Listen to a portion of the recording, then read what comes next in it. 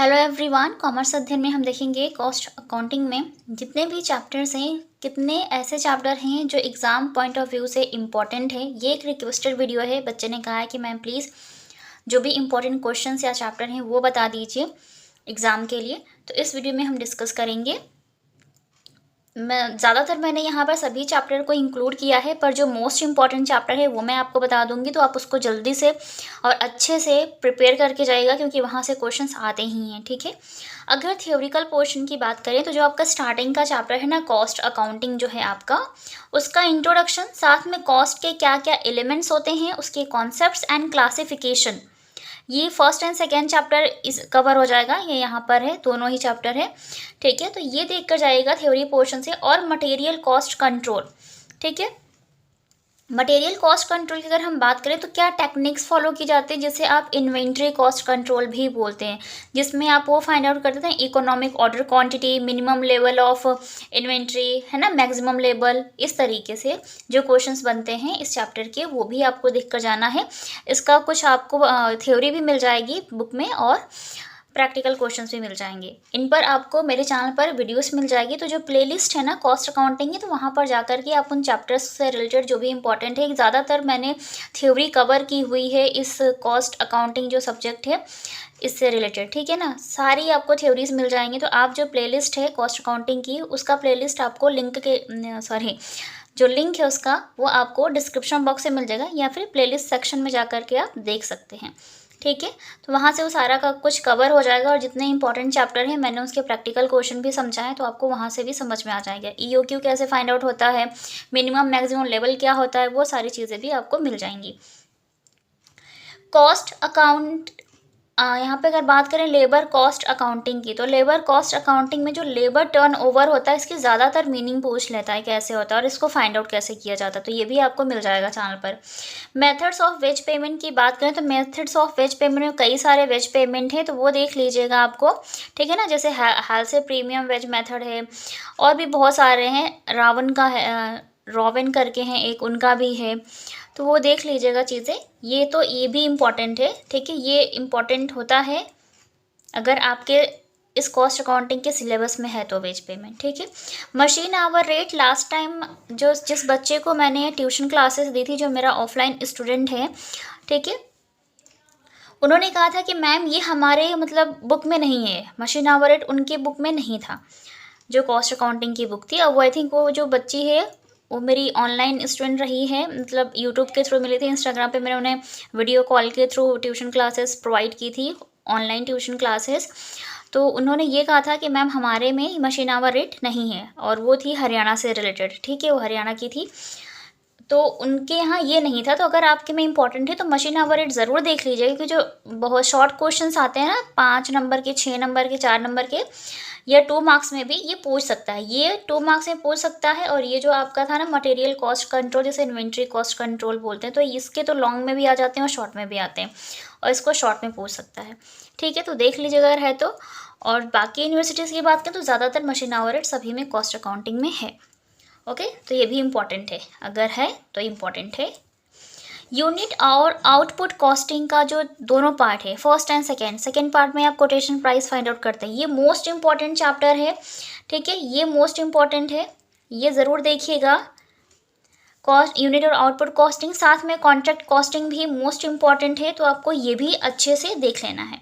इन पर आपको इसके तो बहुत सारे वीडियोस मिल जाएंगे। कॉन्ट्रैक्ट कॉस्टिंग को भी मैंने डिस्कस किया, तो इसके भी आपको वीडियोस मिल जाएंगे आसानी से। प्रोसेस कॉस्टिंग में भी कई सारे पार्ट हैं, फर्स्ट सेकेंड थर्ड करके। तो प्रोसेस कॉस्टिंग वो वाला चैप्टर आपको देखना है जिसमें जॉइंट एंड बाई प्रोडक्ट की बात की जाती है, और फिर आप प्रोसेस कॉस्टिंग फॉलो करते हुए प्रोसेस अकाउंटिंग प्रिपेयर करते हैं। ठीक है, तो ये भी मोस्ट इंपॉर्टेंट है, आता है, लॉन्ग क्वेश्चंस बनते हैं इन तीनों चैप्टर से। Unit output costing, contract costing, process costing, हाँ, reconciliation and of cost and financial account. ठीक है, रिकॉन्सिलेशन स्टेटमेंट जो बनता है, ये भी मोस्ट इंपॉर्टेंट है, और ये भी लॉन्ग क्वेश्चंस के लिए इम्पॉर्टेंट है। ओके, तो ये आप ज़रूर देखिएगा। ऑपरेटिंग कॉस्टिंग भी मोस्ट इंपॉर्टेंट है। यूनिट वाइज आप देख सकते हैं, कुछ चैप्टर को स्किप कर सकते हैं। सॉरी, वो हमारे घर में छोटा सा बेबी है तो वो आ गया था।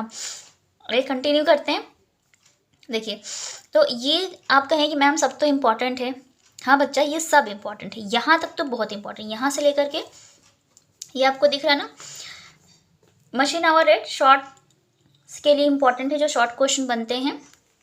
यूनिट आउटपुट कॉस्टिंग से लेकर के पूरा ऑपरेटिंग कॉस्टिंग तक की अगर हम बात करें, ऑपरेटिंग कॉस्टिंग तक ये सभी लॉन्ग प्रैक्टिकल क्वेश्चंस के लिए इंपॉर्टेंट होते हैं। ज़्यादातर प्रैक्टिकल क्वेश्चन इन चैप्टर से बनते हैं आपके, तो ये आप ध्यान रखिएगा और प्लीज़ उसको अच्छे से प्रिपेयर करके जाएगा। होता है ना कि यूनिट वाइज होता है, तो जैसे कि मान लीजिए कोई 2 चैप्टर एक यूनिट में है, तो आप एक को स्किप करके एक को तैयार कर लीजिए, या 3 चैप्टर है एक यूनिट में, तो एक को स्किप करके 2 चैप्टर अच्छे से प्रिपेयर कर लीजिए, तो आपके अच्छे मार्क्स आ जाते हैं। ठीक है, नेक्स्ट बात करते हैं कॉस्ट ऑडिट की। बात करें तो यहाँ पर कोई अकाउंट्स नहीं प्रिपेयर करना होता, मोस्टली कॉस्ट ऑडिट क्या है, क्या इंपॉर्टेंस है, कैरेक्टरिस्टिक्स ये पूछ लेता है। ये ऑडिटिंग का पार्ट है, मेन टॉपिक ये है। अगर आपके बुक में है तो प्लीज़ इसकी थ्योरी अच्छे से चेक करके जाइएगा, इतना ज़्यादा इंपॉर्टेंट नहीं है, अगर थ्योरी आएगी तो आएगी आपकी। ठीक है ना, प्रैक्टिकल क्वेश्चन थोड़े से कम आते हैं। कॉस्ट कंट्रोल अकाउंट की बात करें, non integrated and integrated accounting की बात करें तो ये हमारे यहाँ भी इतना ज़्यादा इंपॉर्टेंट नहीं है ये chapter exam point of view से। और जिस बच्चे को मैंने, जो हरियाणा की मेरी स्टूडेंट रही है, ऑनलाइन क्लासेस उन्होंने ली थी वीडियो कॉल के थ्रू, उनके वहाँ भी ये चीज़ें नहीं थी इतनी इंपॉर्टेंट। ठीक है, तो नहीं हमने करवाया था उन्हें। अगर आपको चाहिए तो आप ज़रूर बताइएगा, मैं कोशिश करूँगी इस पर वीडियो बनाने की। हाँ, और ये वाला एक इंपॉर्टेंट चैप्टर है आपका, कॉस्ट वैल्यू प्रॉफिट एनालिसिस, जिसको आप बोलते क्या है, break even point. Most important है, यहाँ से शॉर्ट लॉन्ग हर टाइप का क्वेश्चन बनता है। क्यों? क्योंकि ब्रेक इवन पॉइंट में बहुत सारी चीज़ों को फाइंड आउट करते हैं, लाइक कंट्रीब्यूशन कैसे फाइंड आउट होता है, फिक्स्ड कॉस्ट कैसे हम कैलकुलेट करते हैं, है ना, पीवी रेशियो कैसे फाइंड आउट किया जाता है, ये सारी चीज़ें यहाँ पर आ जाती हैं। इसके बाद जो इंपॉर्टेंट चैप्टर है वो है आपका ये मटेरियल कॉस्ट वेरिएंसेस। वेरिएंसेस के 2 चैप्टर हैं, एक है मटेरियल कॉस्ट वेरिएंस और दूसरा है लेबर कॉस्ट वेरिएंसेस। ठीक है, तो मटेरियल कॉस्ट वेरिएंस जो है वो आपके बीकॉम के पॉइंट ऑफ व्यू से बहुत इंपॉर्टेंट है, और उसके लॉन्ग शॉर्ट क्वेश्चंस बनते हैं, तो ये भी मोस्ट इंपॉर्टेंट है। अगर बात करें लेबर कॉस्ट वेरिएंस की तो वो इतना इंपॉर्टेंट नहीं है, लेकिन ये बहुत इंपॉर्टेंट है। ठीक है, तो आप ये ज़रूर देखिएगा। स्टैंडर्ड, मार्जिनल और बजटरी कंट्रोल की बात करें तो इन तीनों से मोस्टली थ्योरी पूछ लेता है। ठीक है, प्रैक्टिकल क्वेश्चन कम आती है, थ्योरी ज़्यादा आ जाती है, तो ये ध्यान रखिएगा। MCV, cost volume profit analysis, break even points, तो इनके भी क्वेश्चंस आपको चैनल पर मिल जाएंगे और वीडियोस भी मिल जाएंगे, आप आसानी से कवर कर सकते हैं। कॉस्ट ऑडिट की थ्योरी आ जाएगी, और मोस्ट इंपॉर्टेंट चैप्टर आपके ये हैं। ठीक है, यूनिट्स आउटपुट से लेकर के ऑपरेटिंग कॉस्टिंग के, इसके प्रैक्टिकल क्वेश्चंस बहुत आते हैं, इन सब से बहुत ज़्यादा बनते हैं, तो आप इसके अकॉर्डिंग चेक ज़रूर कीजिएगा। और वेज पेमेंट मेथड देख लीजिएगा, मशीन आवर रेट थोड़ा सा देख लीजिएगा, MCV means material cost variance, और ब्रेक इवन पॉइंट से रिलेटेड जितने भी क्वेश्चंस बनते हैं आप वो देख कर जाइएगा। मुझे यकीन है आपके अच्छे मार्क्स आ जाएंगे और आप इतना अच्छे से प्रिपेयर कर लेते हैं। तो बहुत ईजी चैप्टर है, जैसे कि अगर आपके कॉन्सेप्ट्स क्लियर होते हैं तो आप आसानी से कर पाएंगे, कोई प्रॉब्लम नहीं आएगी। ओके, तो मुझे यकीन है इस वीडियो के थ्रू आपको इंपॉर्टेंट पॉइंट्स समझ में आ गए होंगे कि क्या आपको प्रिपेयर करना है, क्या स्किप करना है। तो आज की वीडियो में इतना ही, और अगर वीडियो अच्छी लगी है तो लाइक करें, फ्रेंड्स के साथ शेयर करें। चैनल पर नए विजिटर हैं तो चैनल को सब्सक्राइब कर लें, साथ में बेल आइकन को प्रेस कर लें ताकि आने वाली वीडियोज़ की नोटिफिकेशंस टाइम पर मिलती रहे। तो मिलते हैं नेक्स्ट वीडियो में, तब तक के लिए take care and thank you so much for watching this video.